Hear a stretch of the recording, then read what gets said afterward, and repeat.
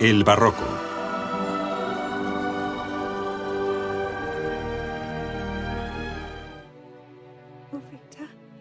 El barroco, a diferencia del clasicismo renacentista, desvaloriza la vida y la naturaleza humanas. Se centra en la fugacidad de la existencia y está envuelto por un aura de pesimismo y angustia.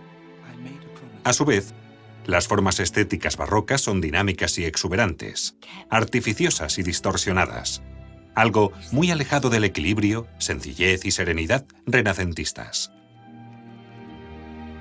El cine, como ya sabes, es un lenguaje creado por el hombre para comunicarse con sus semejantes y proporcionarles un placer estético. A pesar de su corta historia, ya es posible distinguir distintos estilos cinematográficos. Gracias a ello, podemos advertir que los cineastas utilizan los recursos visuales de modos diferentes, que en algunos casos se asemejan más al clasicismo renacentista y en otros a la complejidad del barroco. El estilo visual de películas como El hombre tranquilo de John Ford o Ciudadano Kane de Orson Welles es muy heterogéneo. Por eso podemos afirmar que la sencillez y equilibrio de Ford le convierten en un clásico y que el estilo exuberante y retorcido de Welles tiende al barroquismo. Y lo mismo podríamos afirmar si comparamos filmes como Diamante de sangre, Edward Zwick, 2006, o La clase, Laurent Canté, 2009, con otros como La novia cadáver, Tim Burton, 2005, o Encontrarás dragones, Roland Joffé, 2011. ¿En qué se diferencian estos dos estilos? Principalmente en el uso que hacen del lenguaje cinematográfico para comunicar el tema de la película.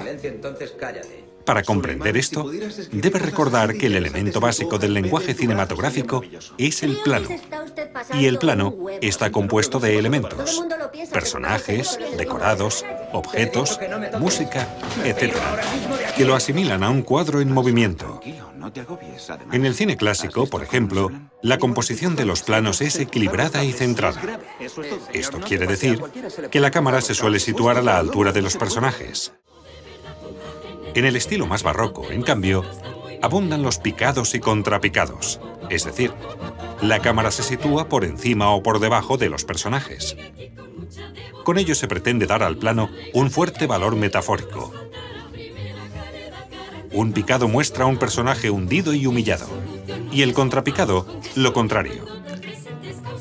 También los movimientos de cámara tienen valor dramático, y no solo descriptivo, pues reflejan los conflictos emocionales de los personajes.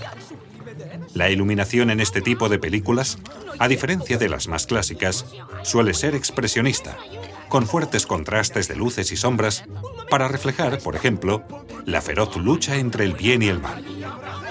Y los decorados y el atrecho, elementos u objetos esenciales para una escena, califican metafóricamente a los personajes y aluden al tema del filme, como suele ocurrir, por ejemplo, en la filmografía de Tim Burton. También el montaje, la unión de los diferentes planos que se realiza después del rodaje, difiere según el estilo de la película. Puede ser visible o invisible, es decir, pasar desapercibido al espectador o ser muy llamativo. Muchas veces el montaje se reduce a un simple corte entre escenas o a un fundido encadenado. Un plano se superpone gradualmente a otro por sobreimpresión al final de la secuencia. En cambio, el estilo más barroco suele recurrir a diversos recursos para cambiar de escena. Rimas visuales, coincidencia de algún elemento visual o sonoro entre dos planos, barridos, movimiento rápido de la cámara que distorsiona la imagen, etc. Algunos de estos recursos visuales se pueden apreciar en el filme de reciente factura Encontrarás dragones. Y sobre todo, en Ciudadano Kane, Orson Welles, 1941.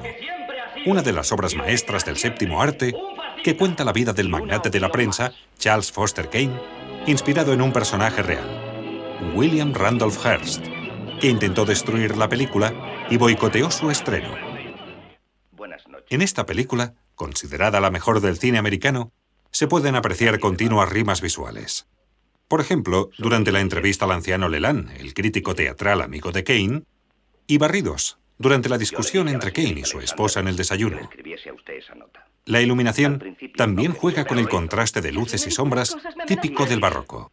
Y el atrezzo es esencial, como el vaso que aparece en primer plano en la escena del intento de suicidio de Susan.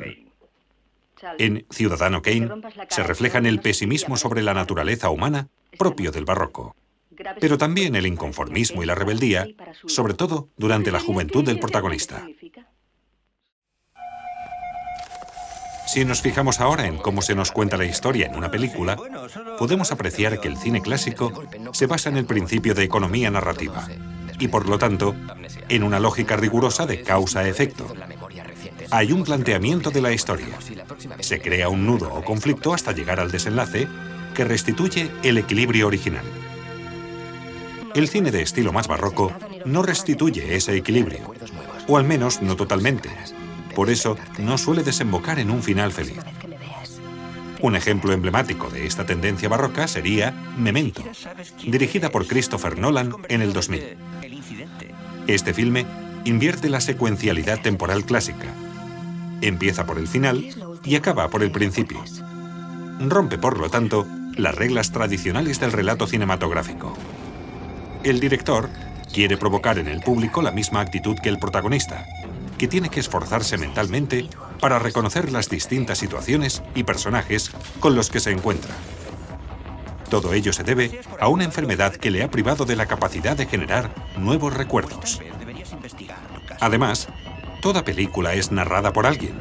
Puede ser uno de los personajes o un actor que no interviene en la historia, pero la cuenta, narrador representado, o simplemente la cámara, narrador implícito u omnisciente, que nos va mostrando lo que hacen y piensan los personajes.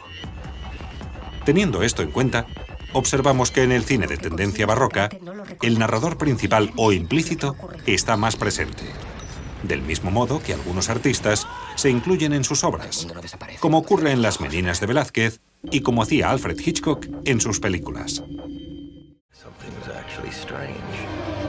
Por otra parte, un filme barroco no posee una estructura lineal, sino más bien fragmentaria, que apela a la creatividad del público y a una contemplación activa del filme, como sucede en Origen, Christopher Nolan de 2010, o El Árbol de la Vida, Terrence Malick, 2011, que incluye todos los narradores posibles, el omnisciente, Dios, y los diferentes seres humanos, con voces en off y breves diálogos que aparecen en este complejo y bellísimo filme.